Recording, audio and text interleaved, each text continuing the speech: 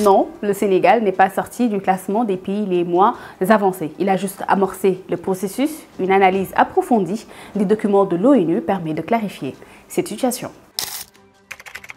Tout est parti de la résolution du 19 décembre 2024 publiée par l'Organisation des Nations Unies. Cette résolution accorde à titre exceptionnel une période transitoire de 5 ans au Cambodge et au Sénégal pour les accompagner dans leur sortie progressive des PMA. Cependant, certains médias ont mal interprété cette information, créant la confusion dans la tête de beaucoup de Sénégalais. Des titres d'articles laissent entendre que le Sénégal est déjà sorti du classement des pays les moins avancés. Le samedi 4 janvier 2025, des discussions ont enflammé la toile, notamment sur X, des partisans de l'ancien président de la République. Macky Sall estime que le bilan de son gouvernement n'a pas laissé un pays en ruine. Parmi eux, l'ancien porte-parole de la présidence, Yoro Dia, estime que cette résolution contredit les propos de l'actuel PM, Ousmane Sonko. Le bureau politique de l'Alliance pour la République, APR, abonde dans le même sens. Se félicitant de la mise en œuvre du plan Sénégal émergent, le PSE, qui aurait permis au Sénégal de sortir du classement des pays les moins avancés au monde.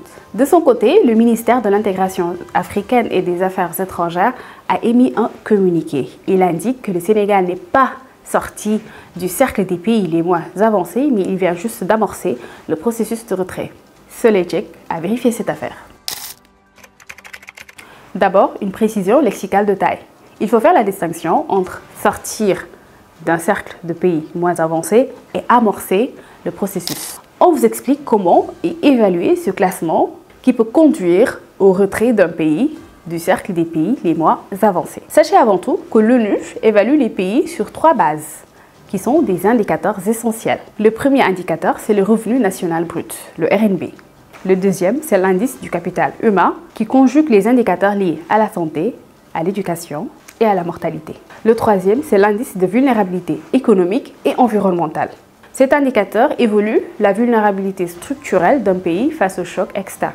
Pour sortir de la catégorie des PMA, un pays doit atteindre les seuils pour 2 des 3 indicateurs lors des 2 examens triennaux consécutifs. Pour en revenir à la situation du Sénégal, il a atteint les 2 indicateurs, notamment le revenu national brut et l'indice de capital humain. Cependant, il n'a pas encore atteint le seuil de l'indice de vulnérabilité économique et environnementale. Le Sénégal est à 43 contre un seuil de 32. Toutes ces données sont à retrouver sur le site un.org où tous les documents relatifs au Sénégal sont consultables et même téléchargeables. Parmi ces documents, nous avons exploité la note d'orientation sur les incidences potentielles de la sortie de la catégorie des PMA concernant le Cambodge, les Comores, Djibouti, Sénégal et la Zambie, un document daté de février 2023. Il faut quand même préciser que le Sénégal a démarré ses démarches vers le reclassement depuis 2021. Par ailleurs, nous avons exploité la lettre du 7 février 2024 de Chernian, qui est ambassadeur et représentant permanent du Sénégal à l'Organisation des Nations Unies. Il sollicitait un programme préparatoire de 5 ans, une période selon lui, pour assurer une transition fluide, coordonnée et organisée. Donc, c'est cette période transitoire de 5 ans qui a été approuvée. À présent, quelles sont les conséquences de ce reclassement? Notre journaliste du service économie, Seydouka, a interrogé des experts sur la question. Il en ressort qu'il y aura moins de financement concessionnel.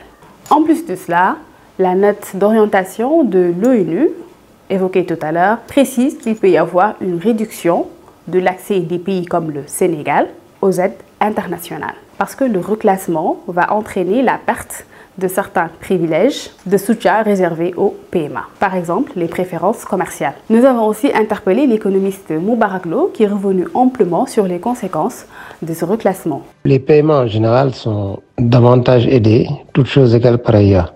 Il y a quand même un avantage à ne plus être considéré comme un PMA, c'est en termes d'affichage, de montrer qu'on est un pays qui aspire plutôt à être un pays émergent, qui puisse attirer des investissements.